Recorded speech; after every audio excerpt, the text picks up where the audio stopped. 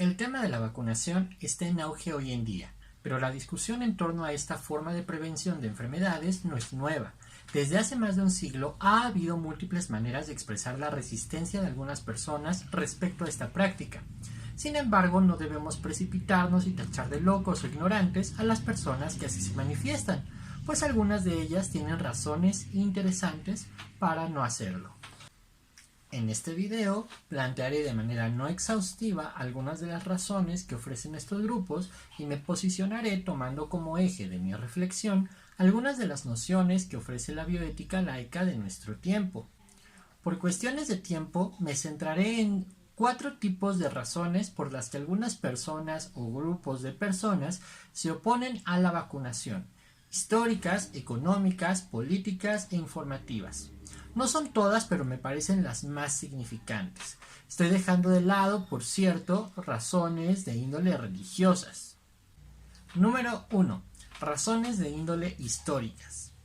Aunque la vacuna contra el COVID ha estado disponible para habitantes de países de altos ingresos como Estados Unidos, se ha visto que buena parte de su población ha mostrado una cierta reticencia a la campaña emprendida desde hace algunos meses, fenómeno que sobresale sobre todo entre adultos afroamericanos, y aunque muchos podrían achacarlo a un menor grado de escolarización u otras hipótesis racistas y clasistas, lo cierto es que una investigación realizada por Hannah Recht y Lauren Weber para el Kaiser Health News devela que este rechazo está arraigado en un profundo temor producido por antiguas vejaciones hacia esta comunidad por parte del Estado norteamericano.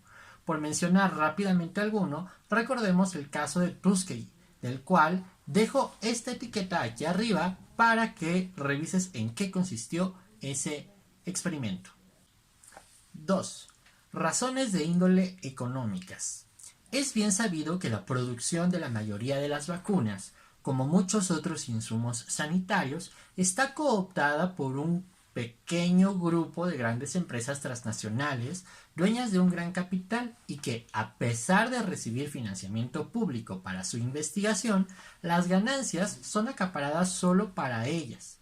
Además, como se ha visto en esta emergencia sanitaria, se han negado a suspender sus patentes, pues no quieren perder las jugosas entradas de dinero que les deja esta situación, aun cuando esta medida podría salvar millones de vidas a nivel mundial.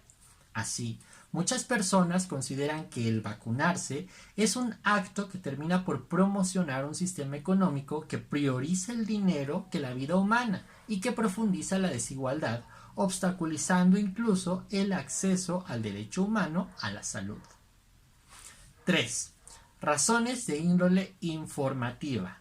Otras tantas personas han estado expuestas a información confusa o claramente falsa que les predispone a no vacunarse, ya sea por páginas conspiracionistas que sostienen que es una forma de exterminar a ciertos grupos étnicos, sociales, económicos o políticos, o por un supuesto complot para implantar un determinado tipo de tecnologías en nuestro cuerpo, o por páginas que emplean artículos pseudocientíficos o artículos científicos ya desmentidos y que afirman que las vacunas son causa directa o casi segura de algunas enfermedades.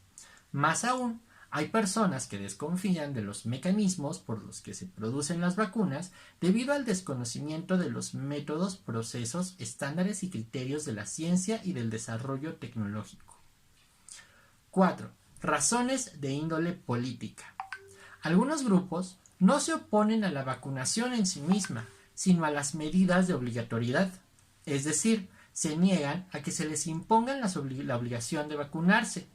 En este caso, argumentan con base en la idea de una presunta libertad a decidir sobre la salud de su cuerpo. Básicamente, dicen, yo decido si quiero vacunarme o no, y no tiene el Estado derecho a obligarme. Pues bien, una vez establecido lo anterior, trataré de plantear mi postura al respecto a partir de algunas nociones de bioética de la manera más breve posible. Debemos asumir una cuestión crítica, pero no simplista de lo señalado previamente. Esta visión la puede ofrecer la bioética laica contemporánea, a partir de la cual es posible señalar aspectos relevantes como los siguientes. Punto número 1. La vacunación en estos momentos no es solamente un derecho, sino una necesidad para garantizar derechos humanos comunitarios como la salud o la vida misma. Valdría la pena cuestionar si efectivamente, en situaciones de emergencia como la actual, los estados deberían poner mayores restricciones a las patentes de las empresas farmacéuticas. Además, aunque la vacuna sea un derecho y todo derecho sea potencialmente no ejercido por una persona libremente, es indispensable que nos preguntemos a nosotros mismos si realmente los beneficios o perjuicios de su aplicación son cuestiones de índole personal o individual, pues es sabido que lo que busca la vacunación en todos los casos no es la prevención de una enfermedad o de la muerte en un solo individuo concreto, sino la detención de su transmisión, la minimización de su impacto y la probable erradicación de la enfermedad ocasionada por el agente patógeno en toda una comunidad. En este caso, en la comunidad internacional. Es decir, si la vacuna tiene beneficios a nivel comunitario, ¿puede un conjunto de individuos aislados poner en riesgo el éxito de esto? 2. Si lo anterior es así, entonces ¿la vacunación debe ser obligatoria?